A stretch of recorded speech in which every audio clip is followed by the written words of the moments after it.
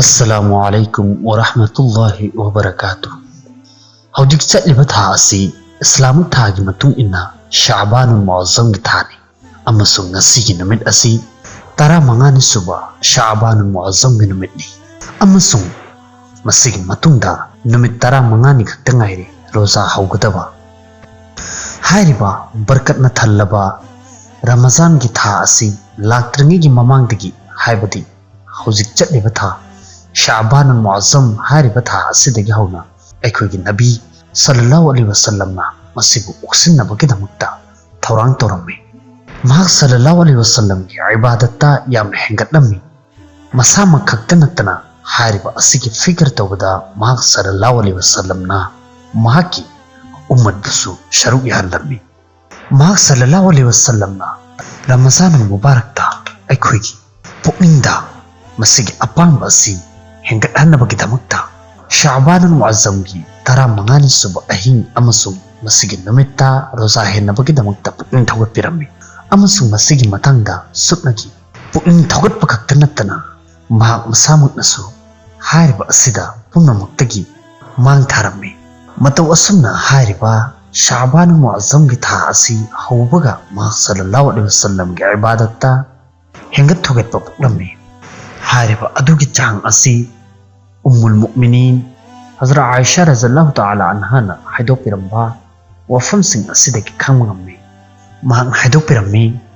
madudi aina mahak sallallahu alaihi wasallam bu Sha'ban gi atopa tha amadata yamna kahena nafali roza henba amukfu ukhidri Huzur sallallahu alaihi wasallam na Sha'banul Mu'azzam gi tha da yamna kahena roza henba maramdagi hariba tha asida roza henba asibu Allama Nawawi rahmatullah alayna sunatni hana qarar pibidi hauzik pankriba Hazrat Aisha radhiyallahu ta'ala anha gi hadith amadi atopa asigum laba hadith kaya marum amadagi khangmangami madudi mahak sallallahu alaihi wasallam gi asigum laba amal amasung ummasingda puning thawgat piramba pumnamak asi Ramazan bu istiqbal tawnabagi damakta haibati oxidnabagi damakta oirami hariba asigi maikaida Hazrat Hakimul Ummad Maulana Ashraf Ali Thanwi rahmatullah alayna ishara tawbiraduna haido pirami madudi masigi tha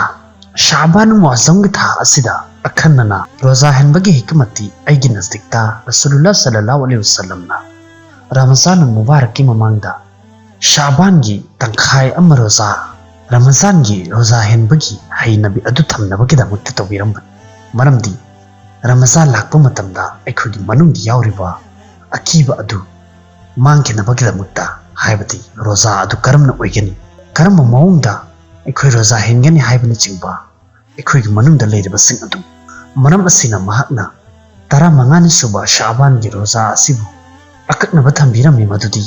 hairiba numit asigi roza asi heladuni yemu numit amakha roza oibana maram oiraga mi pumnamakna masibu tawba ngamgani haiba wakal khanni maram asina hairiba numit amagi roza asi helaba matungda makhoida asuma faugani madudi Ramazan gi roza su asumna adum oige dawribani haina amasung masigi numit asida ahinda ibadat tawba asi tarawih gi mataw tambani hairiba asigi maramdagi tarawih gi damakta aikhoida thawna poglai madudi ahin thenglaba phawba mikap thokpa matamda aikhoida karigumba amata khanghaude asumna tarawa gidamakta pung amakha hena aikhoina ahinda mikap thokpa matamda karisu khanghauroi haina matawasumna hairiba tara mangani suba ahin asigi matangda miyoi basigi marakta chayetnaba khara uva fang maram asina hairiba ahin asigi matik magun amade masibu manghalliba miyosing amade hairiba ahin asida miyoi basing tawnaba bid'ahasing adugi matangda mathangi video hapcharaklagani karigumba adumna hariba hadith sing amadi madugi matik magun sing adubu khangingba taragadi video asibu like tawbiyu amasung share tawbiyu amasung mathangi video soidani yengbiyu inshallah